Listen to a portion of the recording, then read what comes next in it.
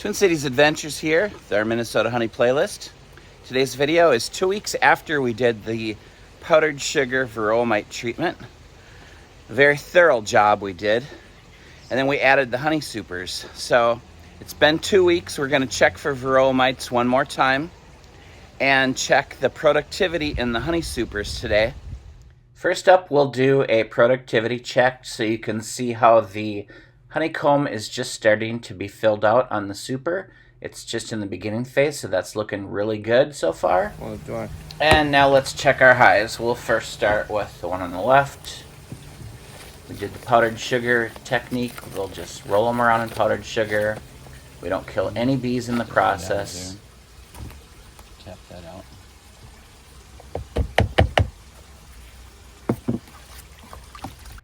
Okay, the first hive we have 0 Varroa mites, so let's go do the treatment next.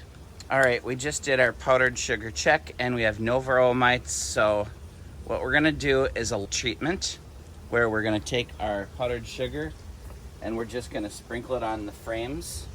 We'll start with the bottom one and then do the top one. These are so chock full that there's not one ounce of room to pull these out and do anything with them. So this is what we'll do. We'll just do like this. Oh man, that's heavy. Get the front of the hive.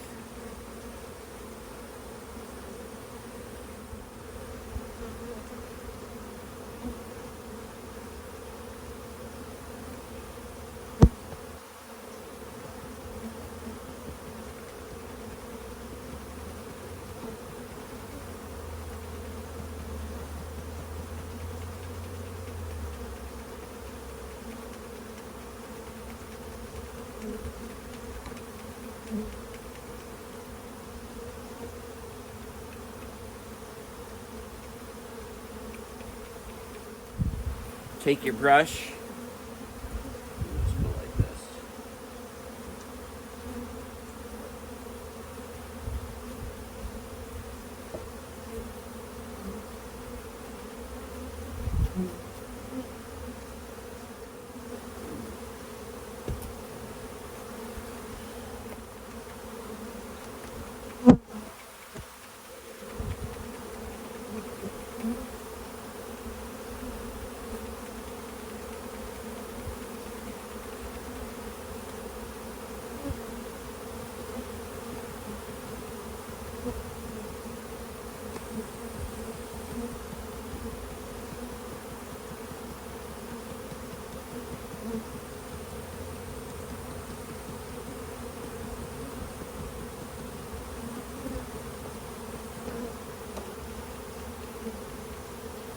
Just do a really generous coating of the powdered sugar and do it around the front, anywhere they beard. Any time you see them congregate, put a whole bunch of powdered sugar over them and then take your brush and push it in between the frames. That way it goes between the cracks, gets all over the bees, so then the mites slip off of the bees. They can't hold on to them and they fall to the ground. Hopefully a lot of the bees will fly out and go flying around. Every time we open our hives, we get a large population flying around, which is perfect because then the mites will fall off of them and into the mulch, into the back garden here. Next we'll put our queen excluder back on and then the honey super on top and then the top board and then the cap. And let's check our second hive. We'll go check Team Yellow to see how many mites we have over there. Alright, when you check for Varroa mites, I'm sure you watched our last video, but one thing I didn't show you is I have a magnifying glass that I use. So you really need to get a magnifying glass if you want to tell the difference between a Varroa mite and a piece of bark or like a bee like wing or foot or something like that. This comes in really handy because it has an LED light on it and there's a super magnifying glass on it also. I'll add a link below the video if you want to pick one of these up. I would definitely recommend this, as you can see in the video. Okay, since we had 3 Varroa mites in this, you can double or triple that for an accurate count. So now let's treat this second hive.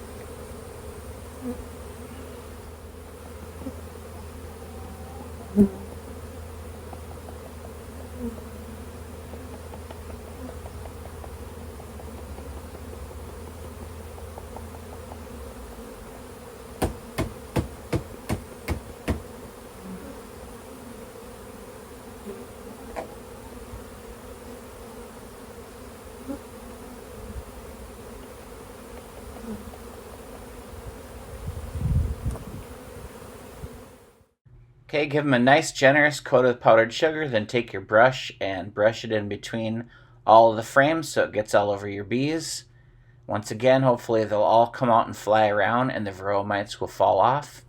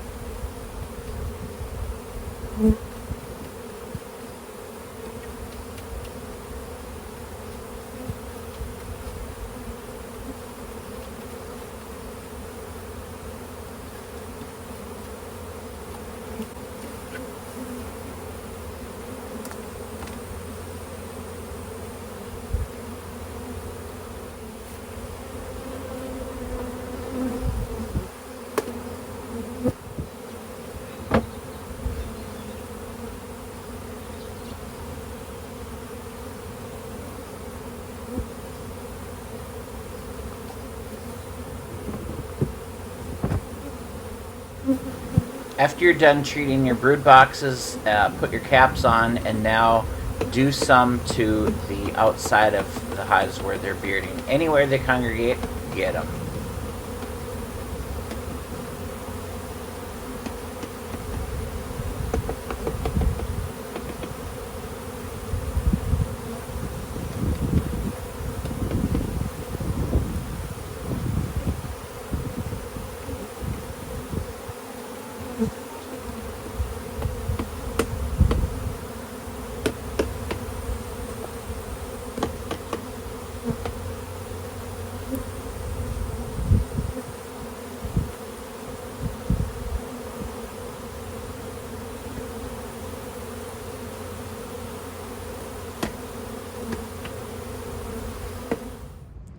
Okay, I had to come around the front of the house now because it's hot out there. It's almost 80 degrees Fahrenheit. Bees are a little mad. They're swarming around. And I had to get that suit off because it's just hot out. Minnesota, also humid. So let's recap.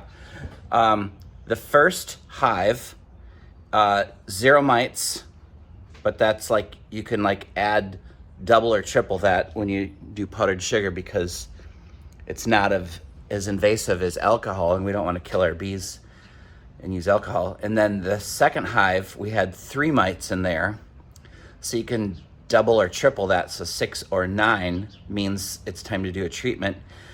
Our brood boxes are so chock full of honey and brood, we could barely pop them open. And I don't know if we're gonna do that again this year, but I wanted to thoroughly show you how we do a powdered sugar treatment just over the top and then brush it into the cracks this time. Last time we pulled each frame out and did it, but now we're later in the season. It's July 1st today, and it's so chock full.